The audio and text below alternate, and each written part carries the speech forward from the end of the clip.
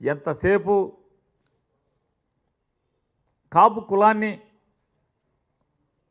పోగేసి కాపు కులస్తులందరినీ కూడా కట్టకట్టి తీసుకెళ్లి చంద్రబాబుకి తాకట్టు పెట్టి ఊడిగం చేయటం అనేదే ప్రధాన లక్ష్యంగా ఎజెండాగా పనిచేస్తున్నటువంటి ఆయన ఈ భవిష్యత్తులో కూడా మారడని ఎప్పటికప్పుడు మారి సొంతంగా రాజకీయం చేస్తాడేమో, తన కోసం, తన పార్టీ కోసం, తను నమ్ముకున్న వాళ్ళ కోసం రాజకీయాలు చేస్తారేమో అని చెప్పని ఎదురు చూసేవారందరూ కూడా ఇక అతను మారే పరిస్థితి లేదు. 14 అయింది, 19 అయింది, 24 మళ్ళీ పొత్తులు చంద్రబాబు కోసమే.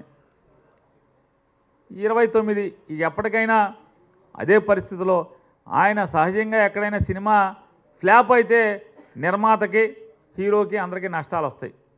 కానీ ఈ సినిమాలో మాత్రం ఫ్లాప్ అయినా కూడా లాభాలతో నడిచేటువంటి ఏకైక సినిమా కాబట్టి ఆయనకి మంచి లాభసాటిగా ఉన్నటువంటి పరిస్థితులు కనపడుతున్నాయి.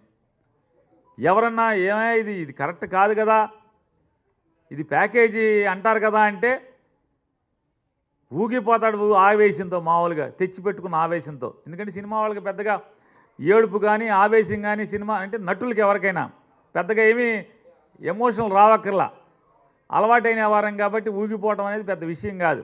ఆ ఊగిపోతూ చెప్పులు తీస్తావు, బూతులు తిడతావు. అదే ఆంధ్రజ్యోతి రాధాకృష్ణ 1000 కోట్లు అంటే సమ్మగా ఉంది. అంటే ప్యాకేజ్ స్టార్ అనే కంటే కూడా స్టార్ ప్యాకేజ్ అంటే సమ్మగా ఉంది ఆయనకి. ఏమన్నా ప్యాకేజ్ స్టార్ అన్నాడు అనుకోండి, నేను ప్యాకేజ్ తీసుకుంటా అన్నాడు. అదే ఆంధ్రజ్యోతి రాధాకృష్ణ స్టార్ ప్యాకేజ్ అంటే బాగా పెద్ద మొత్తం అని స్టార్ ప్యాకేజ్ అంటే సమ్మగా ఉంది ఆయనకి, ఆనందంగా నవ్వుకుంటున్నాడు. ఇది ఆయన తీరు.